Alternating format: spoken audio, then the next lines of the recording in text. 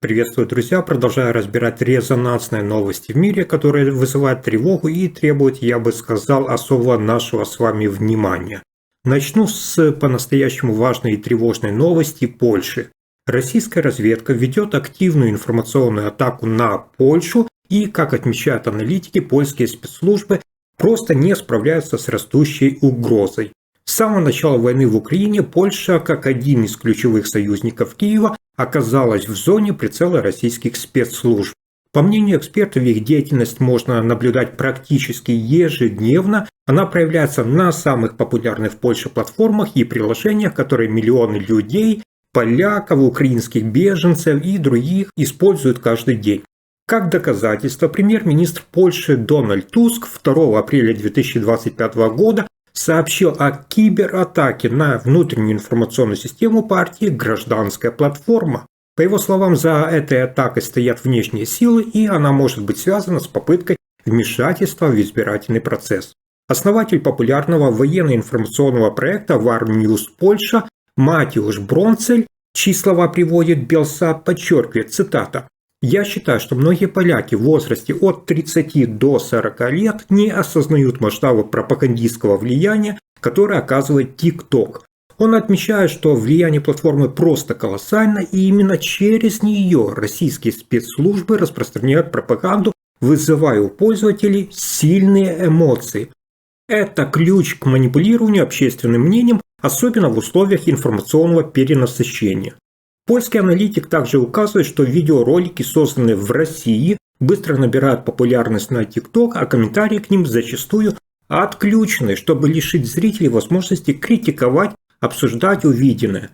Это не случайность, а целенаправленная стратегия блокировать альтернативное мнение и усиливать заданное послание.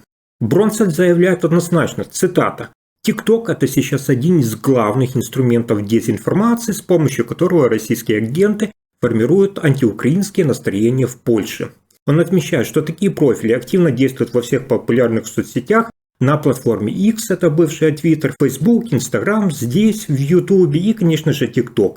При этом действия этих сетей называются масштабными, а польские спецслужбы, по его словам, физически просто-напросто не успевают реагировать на все происходящее.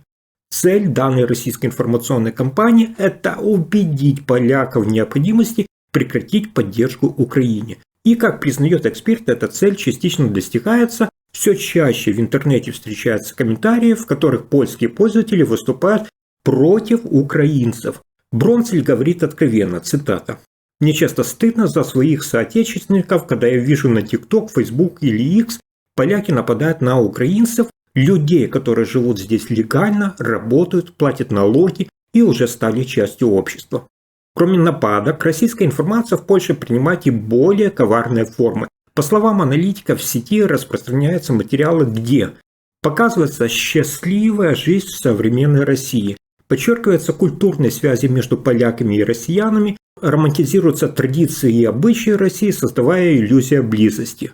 Бронцель подчеркивает, что вся эта активность направлена только на одно – отвлечь молодежь от осмысления реальных действий, совершенных Россией в Грузии, в Украине, а также против собственных оппозиционеров. Особенно это касается молодых пользователей TikTok, которые воспринимают информацию через эмоции, а не через факты. Как признают эксперты, не существует универсального способа остановить такую кампанию. Однако они призывают пользователей быть особенно внимательными, не стоит слепо доверять любому посту, необходимо проверять источники, анализировать факты, особенно если речь идет о деликатных темах, связанных с войной, беженцами, политикой или национальной безопасностью. Такая история – это напоминание о новой форме войны, где оружием становится информация, а полем боя – экраны смартфонов и компьютеров миллионов людей. Следующая важная новость из Соединенных Штатов Америки. США обошли Россию в вопросе новых торговых пошлин Трампа, и при этом сама Россия оказалась в числе немногих государств, на которые эти новые тарифные меры, предложенные Дональдом Трампом, не распространяются. Невероятно.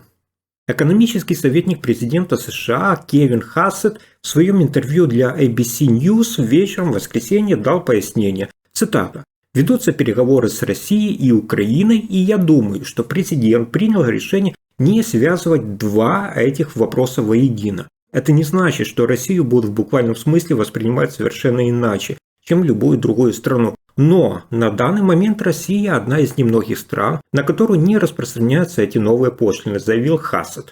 Он также добавил, что переговоры с Россией и Украиной касаются жизни сотен тысяч людей. И именно на этом аспекте сейчас концентрируется президент Дональд Трамп. По мнению советника, дополнительные торговые барьеры могли бы только усложнить переговорный процесс, что совершенно невыгодно в текущих обстоятельствах. Сам Дональд Трамп коснулся темы торговой войны, которую он сам же и инициировал, во время брифинга на борту самолета Air Force One. Президент возвращался с Флориды, где провел 3 дня, играя в гольф. В этом неформальном комментарии Трамп заявил, что иностранные торговые партнеры США буквально выстраиваются в очередь, чтобы начать переговоры, но он готов обсуждать условия только в случае готовности к более сбалансированной торговле. Когда Трампа спросили о заявлении его советника и миллиардера Илона Маска, который выступил и сделал резонансное заявление за создание зоны свободной торговли между Соединенными Штатами Америки и Европой без пошлин, президент вновь раскритиковал Европейский Союз за ужасное отношение к Америке.